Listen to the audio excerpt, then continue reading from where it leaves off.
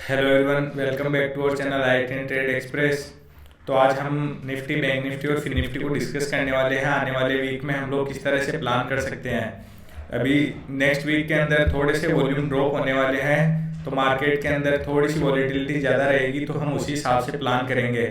Volume drop होने का reason main ये है कि जो ईयर का लास्ट वीक होता है वहाँ पे most of the FIIs holidays पे चले जाते हैं, तो उनका पार्टिसिपेशन मार्केट के अंदर बहुत ही कम रहता है, जिसकी वजह से मार्केट ऊपर नीचे दोनों तरफ स्पाइक लगाता रहता है और वॉलेटिलिटी बढ़ी हुई रहती है। तो हम उस चीज़ को ध्यान में रख के ही अपने ट्रेड को प्लान करने वाले हैं। तो सबसे पहले हम निफ्टी को डिस्कस कर लेते हैं। निफ्टी को वीकली टाइम फ्रेम पे डिस्कस करते हैं। जैसा कि हमने लास्ट वीक डिस्कस किया था, अभी मार्केट के अंदर 5-6 कैंडल्स कंटिन्यूसली ग्रीन बन चुकी है, तो मार्केट को एक पॉज लेना चाहिए, मार्केट को होल्ड करना चाहिए। बट लास्ट वीक भी एक बुलिश कैंडल बनी थी और हमारे भी कुछ लॉसेज हुए थे इस कैंडल के अंदर। उसके बाद में नेक्स्ट वीक की कैंडल आप लोग देख सकते हो, यहाँ पे मार्केट ने एग्जैक्टली एक होल्ड कैंडल बनाई है, जिसके लिए हमने प्लान किया था। तो अभी हम किस तरह से प्लान कर सकते हैं।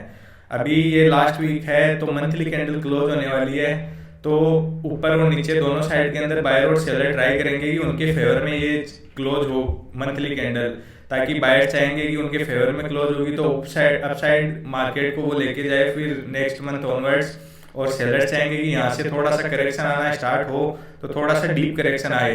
तो हम किस तरह से प्लान कर सकते हैं। अभी वीकली कैंडल के अंदर ये पोज कैंडल दिख रही है, इसको हम थोड़ा डेली टाइम फ्रेम में देखने का ट्राई करते हैं। अभी ये डेली टाइम फ्रेम में आप लोगों को दिख रहा होगा, मार्केट ने यहाँ पे शार्प फॉल दिया था, उसके बाद में मार्केट नीचे की तरफ आया, रिकवर कर गया, ऑलमोस्ट 50% से ज़्यादा रिकवर कर गया है। जो फॉल आया था इस कैंडल का 50% से ज़्यादा रिकवर कर गया है, और अभी भी एक बाइंग सेंटीमेंट में ही मार्केट दिख रहा है। तो एग्जैक्टली कौन से लेवल पे हमको प्लान करना चाहिए इंट्राडे के अंदर, वो हम 15 मिनट में डिस्कस करते हैं।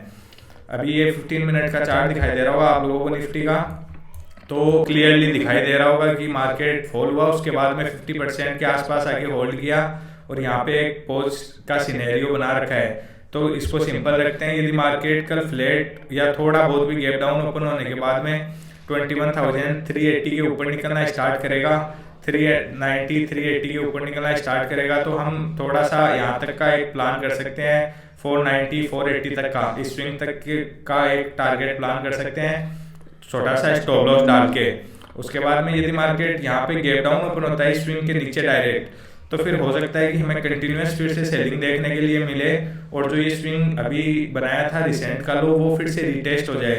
तो हमें दो केस के अंदर पता चल चुका है, यदि मार्केट फ्लैट ओपन होता है या थोड़ा गैप अप या गैप डाउन इस रेंज के आसपास ओपन होता है और ऊपर की साइड जाता है, तो हम बाइंग के लिए देखेंगे। यदि मार्केट गैप डाउन ही ओपन होता है स्विंग के नीचे डायरेक्टली, तो फिर हम थोड़ा सा प्राइस एक्शन के बाद सेलिंग के लिए देखेंगे। तो इस तरह से हम निफ्टी के अंदर प्लान कर सकते हैं। अभी हम बैंक निफ्टी को डिस्कस करते हैं। आप लोग देखते हो कि मार्केट ने यहाँ पे निफ्टी थोड़ा सा ज्यादा स्ट्रॉन्ग था as compare to bank Nifty.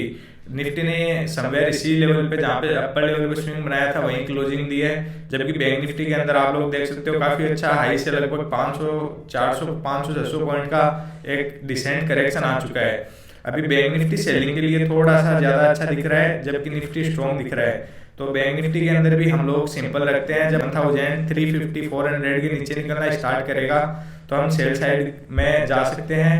और ये जो रिसेंट का लो था 47,000, यहाँ तक मार्केट आ सकता है, तो यहाँ तक एक टारगेट के लिए प्लान कर सकते हैं।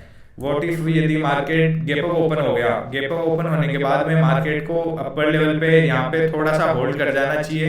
यहाँ पे होल्ड करने के बाद में हो सकता है कि थर्सडे को जब मंथली एक्सपायरी होगी निफ्टी बैंक निफ्टी की, तो मार्केट अपसाइड एक ब्रेकआउट दे दे। तो गैप अप के केस में थोड़ा सा कंफ्यूजन का सीन रहेगा, यदि फ्लैट या फिर थोड़ा बहुत गैप डाउन भी ओपन होता है 30-40 पॉइंट 50-60-70 पॉइंट पास, यदि गैप डाउन भी ओपन होगा तो अभी हम बैंक निफ्टी को सेलिंग के लिए रखेंगे। यदि थोड़ा गैप अप ओपन होता है तो फिर थोड़ा कंफ्यूजन का सीन हो जाएगा, तो वहां पे हमें सेक्शन को ध्यान में रख के ट्रेड करना पड़ेगा। उसके बाद में फिन निफ्टी की बात करते हैं। तो ये फिन निफ्टी का आप लोगों को 15 मिनट का चार्ट दिखाई दे रहा होगा। अभी बैंक निफ्टी और फिन निफ्टी ज्यादा अच्छे दिख रहे हैं सेलिंग के लिए। तो यदि कल मार्केट फ्लैट ओपन होता है और नीचे की साइड में निकलता है 21,150 160 क्रॉस करना स्टार्ट करता है, तो फिर चांसेस आर वेरी हाई कि हमें ये जो 20,950 960 का टारगेट था जो रिसेंट का लो था फिन निफ्टी में, वो इजीली देखने के लिए मिल सकता है। यदि मार्केट गैप अप ओपन हो जाता है तो फिर यहाँ भी कन्फ्यूजन का सीन बन जाएगा। एक बार फिर से मार्केट हो सकता है कल के लिए फिर से इसी रेंज के अंदर फंस जाए, ज़्यादा कुछ मोमेंटम देखने के लिए ना मिले। बट यदि थोड़ा गैप डाउन या फ्लैट ओपन होने के बाद में नीचे की तरफ निकलता है, इस लेवल को क्रॉस करता है 21,150 160 को, तो फिर हमें डाउन साइड के लिए प्लान करेंगे। अभी वोलेटिलिटी रहने वाली है डेफिनेटली, आप लोग देख सकते हो कितनी ज़्यादा वोलेटिलिटी है, मार्केट गिर रहा है, ऊपर भी जा रहा है, फिर से गिर रहा है। अब हो सकता है फिर से गैप अप खुलने के बाद में थोड़ा सा कन्फ्यूजन का सीन, प्राइस एक्शन बना के फिर से ऊपर चला जाए। तो अभी क्वांटिटी साइज को थोड़ा कम करके ही ट्रेड करेंगे, क्योंकि लास्ट वीक, ईयर का लास्ट वीक है, तो बहुत सारी पोजीशन लोड अनलोड होने वाली है, मंथली एक्सपायरी है, ईयरली एक्सपायरी है। तो उस चीज़ को ध्यान में रख के ही अपने रिस्क को मैनेज करने के बाद ही ट्रेड करेंगे। और एक चीज़ ये कि चाहे कोई भी ट्रेड कितना भी अच्छा दिख रहा हो, हमेशा उस ट्रेड के अंदर अपने रिस्क रिवॉर्ड को फॉलो करे, अपने रिस्क मैनेजमेंट को फॉलो करे। ये नहीं कि मान लीजिए आपको कोई ट्रेड दिख रहा है, आप बहुत ही ज़्यादा कॉन्फिडेंट हो और उसी के अंदर आपने अपना पूरा पैसा लगा दिया, आपने अनलिमिटेड रिस्क ले लिया कि यदि आप तो कन्फर्म हो कि ये ट्रेड चलेगा ही चलेगा, बट यहाँ 100% किसी चीज़ की श्योरिटी नहीं होती है। हो सकता है वो ट्रेड आपके अगेंस्ट में भी जा सकता है कम्प्लीटली। तो हमेशा हर एक ट्रेड के पीछे अपने रिस्क को मैनेज करके चले, यदि लॉन्ग टर्म में ट्रेडिंग में सर्वाइव करना है तो इस तरह से हम आने वाले कल के लिए प्लान कर सकते हैं। उसके बाद में कल की क्लोजिंग के बाद में निफ्टी और बैंक निफ्टी की मंथली एक्सपायरी है थर्सडे को, तो उसके बारे में हम लोग इन डिटेल्स में डिस्कस करेंगे।